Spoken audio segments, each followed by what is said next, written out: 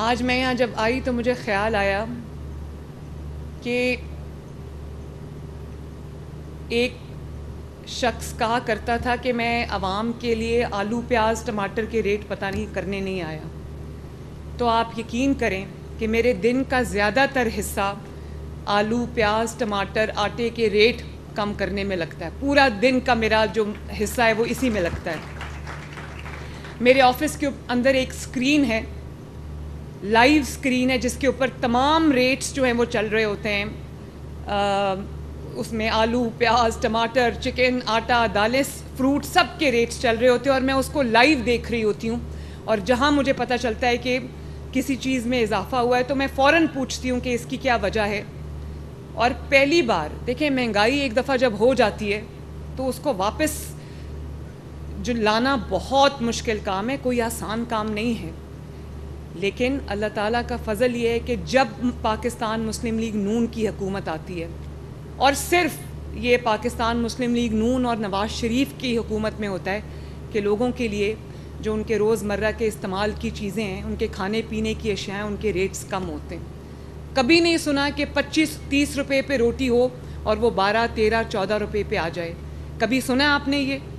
اس کی وجہ یہ ہے کہ میرے والد جب وزیر اعظم تھے تو میرے دادا مرحوم ان کو یہ کہا کرتے تھے کہ آٹے کی روٹی کی قیمت آپ نے بڑھنے نہیں دینی. اور آج میرے والد روز مجھے یہ جو ہدایت کرتے ہیں کہ آپ نے آٹے کی قیمت جو ہے، روٹی کی قیمت جو ہے وہ بڑھنے نہیں دینی.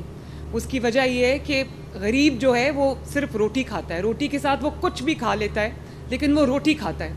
تو میری پوری توجہ یہ ہوتی ہے کہ اسی چیز پہ ہوتی ہے کہ آٹے کی اور روزمرہ کی جو اشیاء ہیں ان کی قیمتیں ہم بڑھنے نہ دیں. تو مہنگائی میں یقیناً کمی ہوئی ہے. شہباز شریف صاحب کو چند مشکل فیصلے کرنے پڑے ہیں، لیکن اس کی ایک وجہ ہے. اس کی وجہ ہے کہ جس پچھلے 4-5 سال میں جو اکانومی کا بیڑا غرق ہوا ہے، جو اکانومی کے ساتھ ہوا ہے، جو آپ کے ملک کی معیشت کے ساتھ ہوا ہے، جہاں پر یہ لوگ آ گئے تھے جو کہتے تھے کہ ہم نے آلو پیاز ٹماٹر کے ریٹ پتہ نہیں کرنے، انہی کی اس نااہلی کی وجہ سے، لاپرواہی کی وجہ سے آج ملک کے جو حالات ہیں اس کا جس کا عوام کو سامنا ہے، یہ انہی کی وجہ سے ہوا ہے. لیکن ہم وہ لوگ نہیں جو 4 سال یہ رونا روتے نے جی وہ یہ پچھلے لوگ یہ کر گئے تھے تو آج یہ ہو گیا. حالانکہ ان کو ایک ترقی کرتا ہوا پاکستان ملا تھا، ہمیں ترقی کرتا ہوا پاکستان نہیں ملا. ہمیں نواز شریف کے دور میں 2013 سے 18 تک جو ترقی ہوئی تھی، اس کے بعد تنزلی کی طرف جاتا ہوا پاکستان ملا تھا.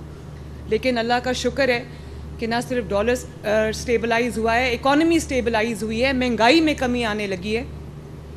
تو میں یہ سمجھتی ہوں کہ کچھ مشکل فیصلے ان کو کرنے پڑے ہیں جو ہمارے دل پہ زیادہ گراں گزرتے ہیں، کیونکہ عوام پہ جب کوئی ٹیکس لگتا ہے یا عوام پہ جب کوئی تکلیف آتی ہے تو اس کی زیادہ ہمیں اس کی زیادہ تکلیف ہوتی ہے.